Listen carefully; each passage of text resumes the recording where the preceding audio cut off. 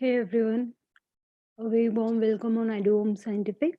I hope you all are doing great. Let's begin today's session. Today's session will be on CSB PDB database. जो participant new हैं मैं उन्हें बताना चाहूँगी ये टर्सरी स्ट्रक्चर रिलेटेड डेटाबेस है। बहुत रिनाउंड और वाइडली यूज्ड प्लेटफॉर्म है। बहुत सारा डेटाज आपके पास स्ट्रक्चर से रिलेटेड, टर्सरी स्ट्रक्चर से रिलेटेड, मैक्रोमोलिक्यूल्स और केमिकल कंपाउंड और कॉम्प्लेक्सेस का भी यहाँ पे अवेलेबल है। ये रिच ऑनलाइन रिसोर्स है।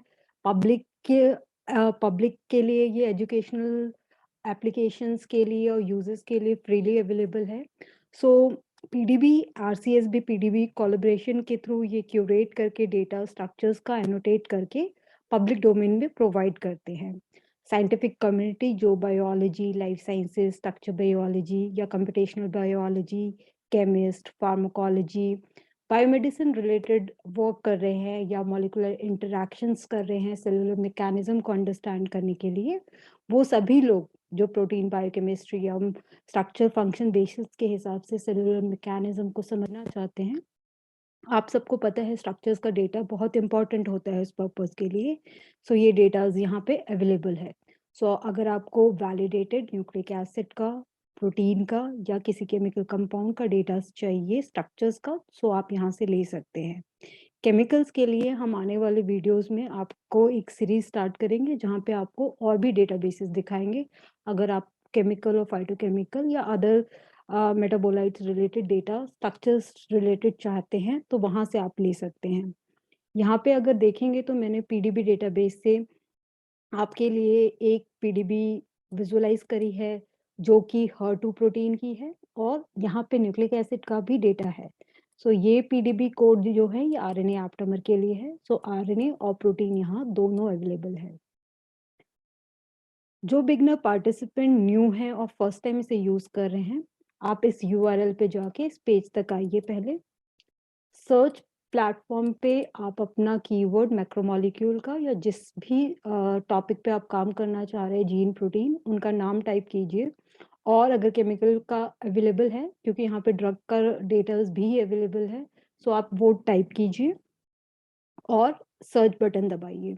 यहाँ पे सिर्फ डेटा हम लोग सर्च नहीं कर सकते, जो हम अपना स्ट्रक्चर का काम कर रहे हैं मैक्रोमोलिक्यूल और अदर मॉलिक्यूल्स पे, वो आप अपलोड भी कर सकते हैं। हमें स्ट्रक्चर्स का काम जब करना होता है तो विजुअलाइजेशन के लिए कुछ सर्टेन टूल चाहिए होते हैं, जैसे कि हमने आपको अपने पास्ट की वीडियोस में दिखाया है, काइमरा, डिस्कवरी। ये टूल्स आपको विजुअलाइजेशन के लिए चाहिए होते हैं।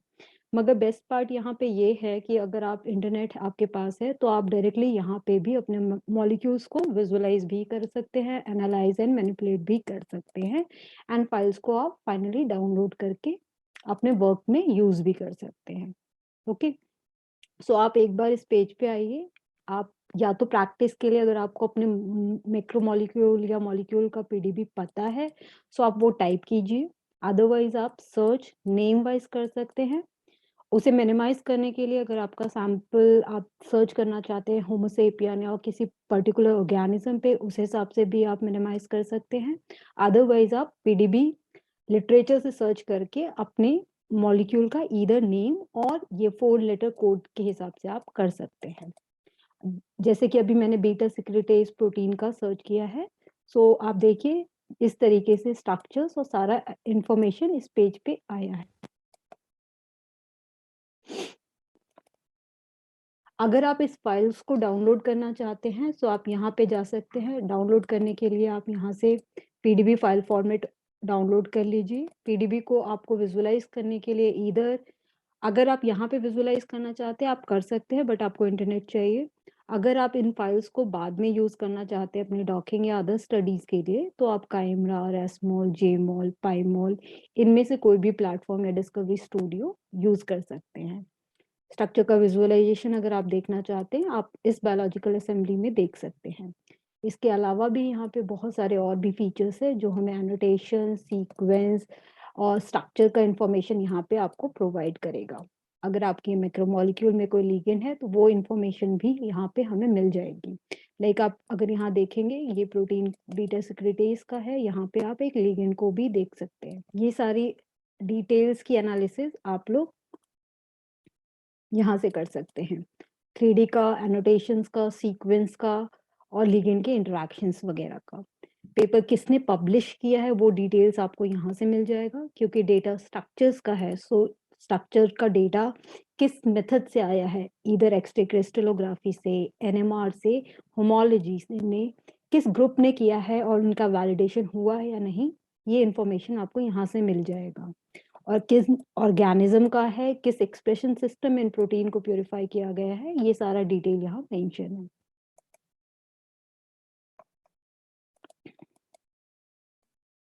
अगर आप इन स्ट्रक्चर्स और इन फाइल्स और इन फिगर्स को डाउनलोड और सेव करना चाहते हैं, वो सेव करके अपने थीसिस, रिपोर्ट एंड पब्लिकेशंस में यूज कर सकते हैं।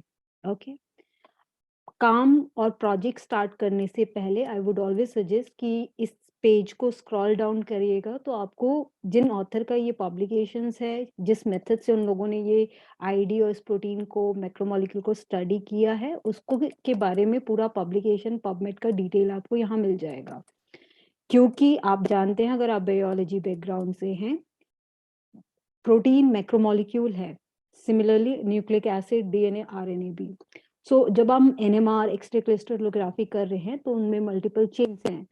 कई बार प्रोटीन प्रोटीन के इंटरेक्शन, प्रोटीन के साथ कुछ लिगेंड का इंटरेक्शंस होता है, तो जरूरी नहीं है जो भी पीडीबी आएगी वो आपके लिए यूजफुल भी है। वो सेक्शन उसमें है या नहीं, लाइक अगर आपका काम चेन ए में है और आप चेन बी का पीडीबी ले रहे हैं उस प्रोटीन का, सो वो आपके लिए यूजफुल नहीं होगा। सो वाइजली एक बार पेपर पर पब्लिकेशंस को पढ़िए, देखिए वो डोमेन, वो चेन इंफॉर्मेशन है या नहीं। इंफॉर्मेशंस और ये स्ट्रक्चर्स एनएमआर बेस है, एक्स-रे क्रिस्टलोग्राफी से है या होमोलॉजी कंप्यूटेशनल बेस्ड है, वैलिडेशंस हैं या नहीं है, स्ट्रक्चर का रिजोल्यूशन आपके लिए यूजफुल आगे की स्टडीज के लिए है या नहीं है। सो ये बेसिक थोड़ा सा आप एब्स्ट्रैक्ट और पेपर्स पब्लिकेशंस के पढ़िए एक बार। आपको अगर डिटेल में वैलिडेशंस और एक्सपेरिमेंटेशन का डिटेल चाहिए, वो भी यहाँ पे प्रोवाइडेड रहता है।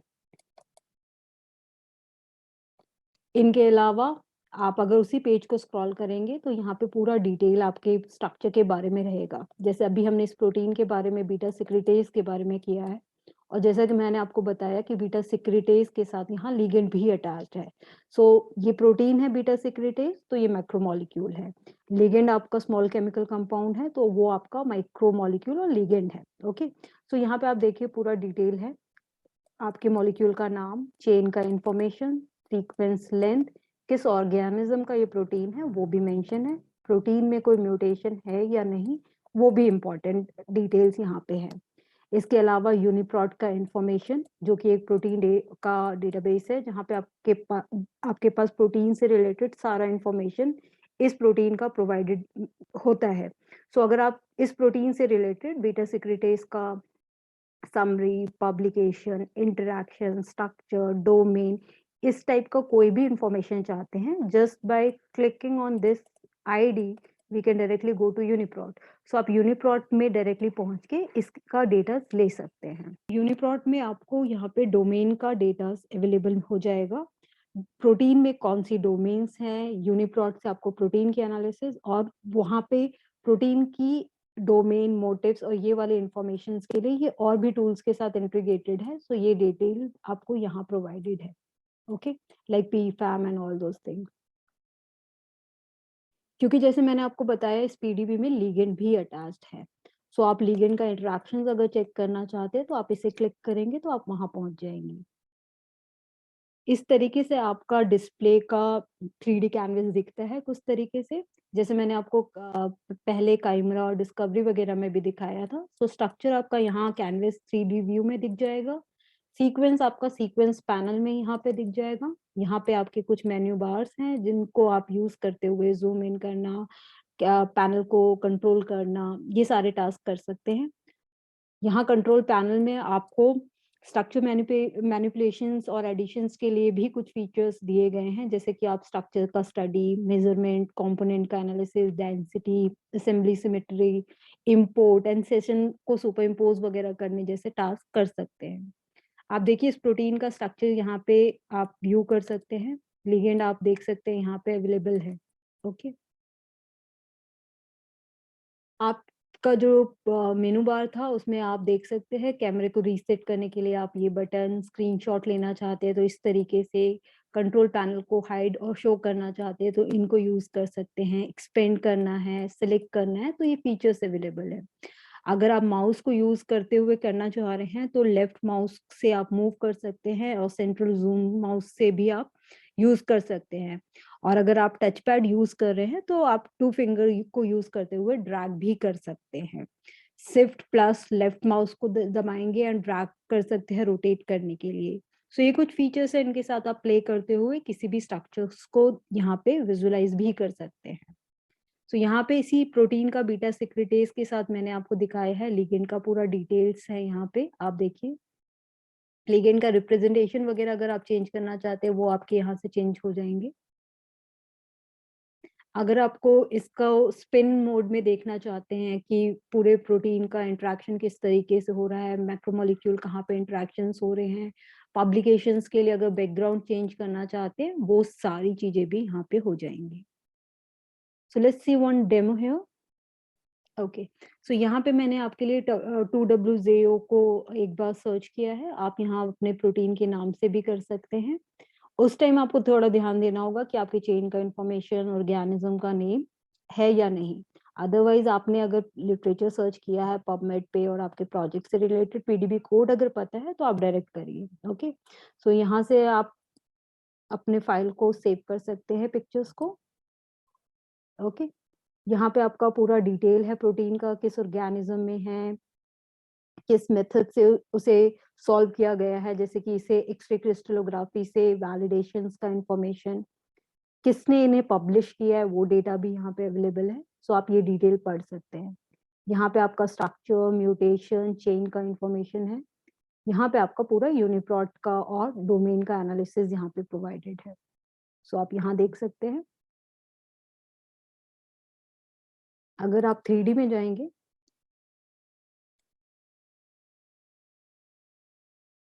सो आप यहाँ पे इस तरीके से आ सकते हैं। यहाँ पे आपके सीक्वेंस पैनल में आपका यहाँ पे आपको सीक्वेंस मिल जाएंगे।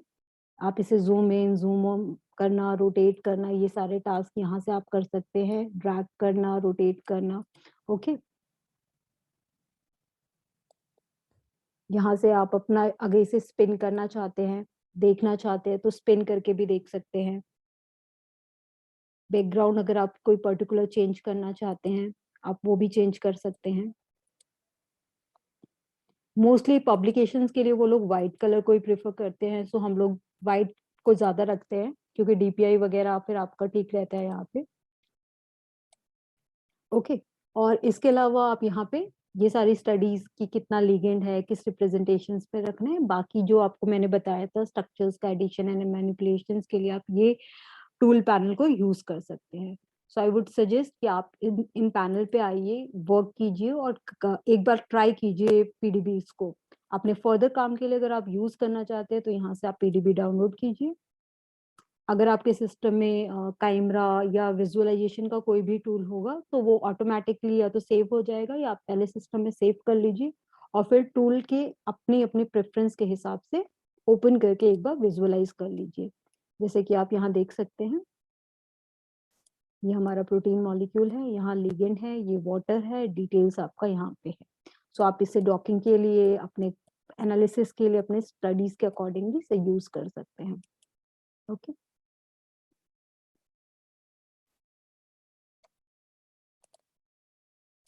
I hope this session was a learning experience for you.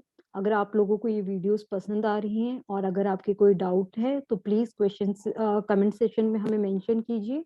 और अगर ये वीडियोस आपके लिए यूजफुल है तो प्लीज अपने साइंटिफिक एंडेवर के साथ शेयर कीजिए। Thank you so much.